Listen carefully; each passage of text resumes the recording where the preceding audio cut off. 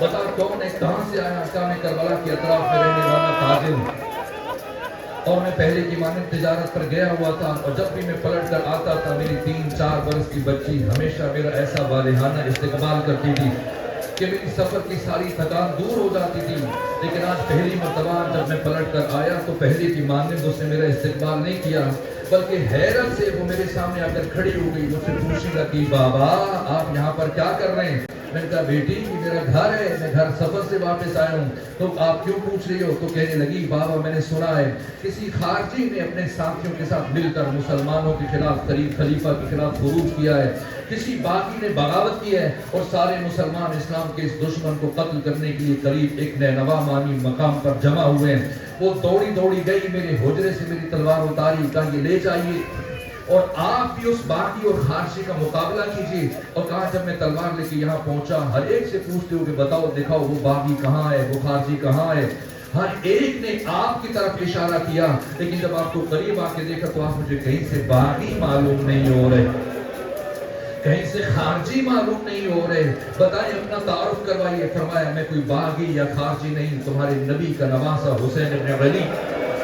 جیسی تعارف ہوا ایک مرتبہ آگے بڑھا کہ اجازت دیجیے کہ میں آپ کی نصرت کرتے ہوئے شہید ہو جاؤں۔ فرمایا میری اجازت نہیں ہے، جاؤ جلدی سے حدود کربلا سے باہر نکل جاؤ۔ یہ شخص چلا چند قدم طے کیے، یہاں تک کہ آقا نے دوبارہ آواز دی واپس آؤ۔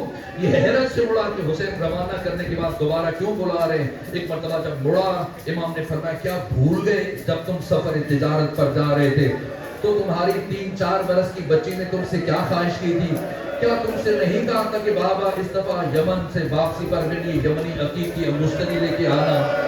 امام نے اپنی چھوٹی انگلی سے انگشتری اتاری، اس کے حوالے کی، فرمایا لے جاؤ، جا کے اپنی بیٹی کو دے دینا، اسے بتانا کہ وہ کوئی باغی یا خارجی نہیں تھا، تمہارے نبی کا نواسہ حسین ابن علی تھا جسے امت نے 3 دن کا بھوکا اور پیاسا شہید کر دیا۔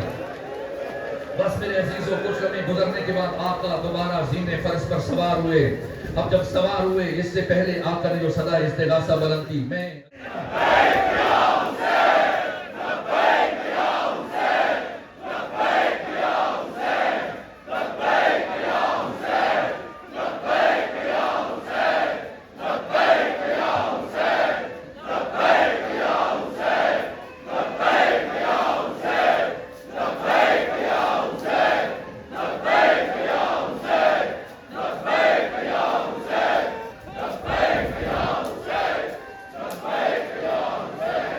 اے فرزند حسین آقا امام زمانہ آج حسین یہ دوسرا حملہ تھا جب میں نے 8 محرم کو بیان کیا۔ حملہ کرتے ہوئے آقا اس مرحلے پر پہنچے جب عصر کی نماز کا وقت آیا، یہاں تک کہ وہ روایت میں مکمل نہ کر سکا تھا، جو میں جملے عرض کر رہا تھا اور بات رہ گئی تھی، بس وہی جملے عرض کروں آپ کی زحمت کو تمام کر دوں۔ یہاں تک کہ مختار ثقفی نے جب پوچھا ہرملہ سے کہ بتا، گرفتار کرنے کے بعد پوچھا بتا تو نے کربلا میں کیا کیا تھا؟ کہا میں نے کربلا میں 4 تیر چلائے تھے۔ کہا کون سے 4 تیر؟ کہا پہلا تیر میں نے مشق سکینہ پر چلایا، دوسرا تیر میں نے چشم ابو الفضل عباس پر چلایا، تیسرا تیر میں نے گلو علی اصغر میں چلایا، اور چوتھا تیر وہ چلایا جس سے کربلا کی جنگ ختم ہو گئی۔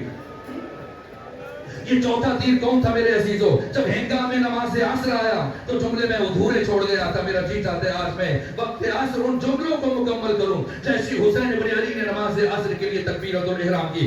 دشمن کا بھاگتا ہوا لشکر ایک مرتبہ واپس پلٹا، اور جب واپس پلٹا تو عمر ابن سعد نے کہا کہ حسین کو نماز مکمل نہ کرنے دینا، نماز میں حسین کا کام تمام کر دو۔ بس چاروں طرف سے پتھر چلنے لگ گئے، چاروں طرف سے تیروں کی بارش شروع ہو گئی ہے، چاروں طرف سے سمٹ کر سپاہی تلواروں کے حملے کر رہے تھے، یہاں تک کہ استاد شہید مرتضیٰ مطہری نے حماسہ حسینی میں کہا کہ زور کی نماز حسین نے ساتھیوں کے ہمراہ پڑھی ہے، لیکن عصر کی نماز حسین نے تنہا ادا کی ہے۔ کیسے ادا کی؟ وہ تکبیرۃ الاحرام جو زین فرض پر ادا کی ہے، لیکن رکوع کیسے کیا ہے؟ یہ تیسرا چوتھا تیر تھا کربلا کا، جب ہرملہ سے اس نے ایک مرتبہ تیر کو کمان میں جوڑا اور چلانے لگا، وہی سے شعبہ تیر جیسا تیر قلب علی اصغر پر چلایا گیا تھا، گلو علی اصغر پر چلایا گیا تھا، ایک مرتبہ جیسے اس نے تیر جوڑا، عمر ابن سعد آگے بڑھا، کہ تیر باہر نکالو، اس نے تیر باہر نکالا، اس نے پتھر پر اس کے دندانوں کو رکھا ہے، عمر ابن سعد نے ان دندانوں کو موڑنا شروع کیا، اور ملا نے پوچھا کیوں موڑ رہے ہو؟ کہ ابھی تھوڑی دیر میں معلوم ہو جائے گا۔ جب تینوں دندانے موڑ چکا، کب اسے تلہ کمان میں جوڑو، اس نے تلہ کمان میں تیر کو جوڑا اور کہا کہ حسین کے بہت قریب پہنچ کے تیر چلانا۔ اس نے تیر چلایا، جیسے امام کے سینے میں لگا، خون کا فوارہ چھوٹا۔ حالت نماز میں حسین ابن علی نے اس تیر کو سامنے سے کھینچنے کی کوشش کی، لیکن محسوس کیا اگر سامنے سے کھینچا میرا کلیجہ باہر آ جائے گا۔ اب حسین نے اس تیر کو کیسے کھینچا؟ پشت سے کھینچا، کھینچنے کے لیے جھکے۔ شہید مرتضیٰ مطہری کہتے ہیں یہ روز عاشور عصر نماز عصر کا حسین کا رکوع تھا، اور جیسی جھکے تیر نکالنے کے لیے ایک مرتبہ پشت سے آ کر ایک شقی نے آپ کے سر اقدس پر گرز مارا۔ جیسی گرز لگا، حسین ابن علی زینے فرش پر ٹگمگا رہے، اب کوئی نہیں جو حسین کو گھوڑے کی بلندی سے زمین پر لے گیا، جہاں تک کہ بڑی مشکل سے حسین زین سے زمین پر آئے، اور حسین کا سجدہ کیا، وہ تکبیرۃ الاحرام تھی، پھر وہ قیام تھا، پھر وہ رکوع تھا، اب حسین کا سجدہ، اعضائے سجدہ میں سے سب سے پہلے جو رکن، جو عضو حسین کا زمین پر آ کے ٹکا، وہ حسین کی پیشانی تھی۔ ایک مرتبہ زمین پر آئے، یہ حسین کا سجدہ تھا، اور آپ کا گھوڑا آگے بڑھا۔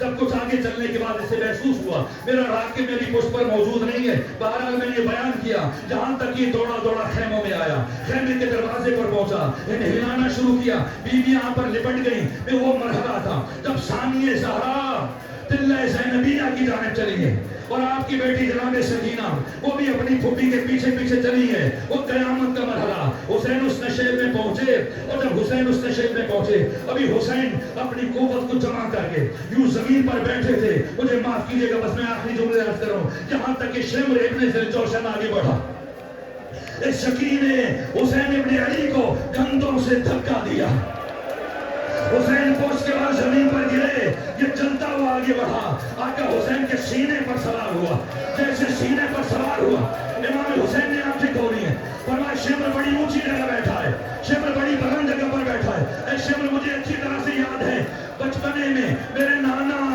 محمد مصطفیٰ کا مجھے گود میں بٹھا کر مجھ سے پیار کرتے تھے، میرے قمیض کے بٹن کھول دیتے تھے، پھر میرے لب و رخسار کو چومتے تھے، میری گردن کے بوسے لیتے تھے۔ تب ایک مرتبہ میرے نانا محمد مصطفیٰ نے مجھے بتایا تھا، اے حسین تجھے کائنات کا شدید ترین فرد قتل کرے گا، جس کے چہرے پر چیچک کے داغ ہوں گے، جس کا چہرہ خنزیر کے جیسا ہوگا۔ کہ اے شمر میں وہ ساری علامات تمہارے چہرے پر دیکھ رہا ہوں، اب مجھے معاف کیجئے گا، لیکن یہ مقتل کے جملے ہیں۔ ایک مرتبہ شمر نے امام حسین کی داڑھی کو بائیں ہاتھ سے پکڑا،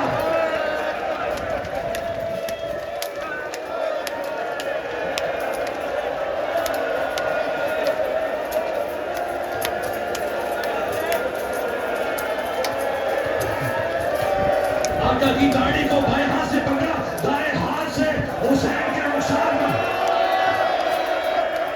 تماچے مارنا شروع کیے۔ جب یہ چھوٹی بچی اپنی پھوپھی سے نکل گئی، پھوپھی اپنا میرے بابا کو مارا جا رہا، پھوپھی اپنا میرے بابا کو بچا لیجیے۔ ثانیہ زہرا نے فرمایا بیٹی سکینہ آپ کے بابا کی وصیت ہے، میں یہاں سے آگے نہیں جا سکتی، جہاں تک یہ بچی دوڑی دوڑی خیمے میں پہنچی، جہاں 22 برس کا جوان سید سجاد حالت غشی میں تھے۔ ایک مرتبہ سید سجاد کے شانے ہلائے، بھیا سجاد ہمارے بابا کو مارا جا رہا ہے، بابا کو مارا جا رہا ہے، کچھ چارہ کیجئے۔ اور جب کوئی آواز نہ آئی، اب یہ بچی دوڑی مقتل کی طرف، اور جب مقتل میں پہنچی، اللہ نہ کرے کوئی بیٹی اپنے باپ کا وہ حال دیکھے جو سکینہ نے حسین کی حالت دیکھی۔ یہ شقی تماچے مار رہا تھا، بچی بابا سے لپٹ گئی۔ سنیں گے شمر نے کیسے الگ کیا، کیسے الگ کیا اپنے بابا سے، اس طرح سے بچی کو بلند کیا۔ اس بچی کے قدم زمین پر نہیں تھے، ایک ایسا تماچا مارا، حسین کی بیٹی سکینہ اپنے بابا سے بہت دور جا کے گری۔ ایک مرتبہ اس اثنا میں آقا حسین نے اپنی قوت کو جمع کیا اور سر سجدے میں رکھا۔ اب جو سر سجدے میں رکھا، آقا نے سر پڑھنا شروع کیا رزن بے قضائے و تسلیم الامر لا معبود سوا. کیا گیا سر مستغیثین یہاں تک کہ یہ ذکر پڑھا. شمر نے زاق ماری, آقا نے دوسری مرتبہ پڑھا. اب سکت نہیں کہ میں آقا کی شہادت تفصیل سے بیان کر سکوں. شام غریبہ میں جہاں چھوڑ رہا ہوں یہیں سے کروں گا, لیکن بس اب آخری جملہ سنیے کیونکہ میری ہمت جواب دے گئی. یہاں تک کہ جب 13ویں زد جلائی اور حسین کے سر کو حسین کے تن سے جدا کیا اور اب حسین کے بالوں میں ہاتھ ڈالا, اب جو حسین کے سر کو اٹھایا دیکھا ابھی بھی حسین کی لب ہل رہے تھے, ابھی بھی حسین کی لب ہل رہے تھے. شیخ نے سوچا اب حسین کون سا ذکر کر رہا ہے, لیکن حسین کی آواز نہیں تھی. جب یہ اپنے کان حسین کے کٹے ہوئے لبوں سے قریب لے کر گیا تو ایک ہی آواز آ رہی تھی, عباس.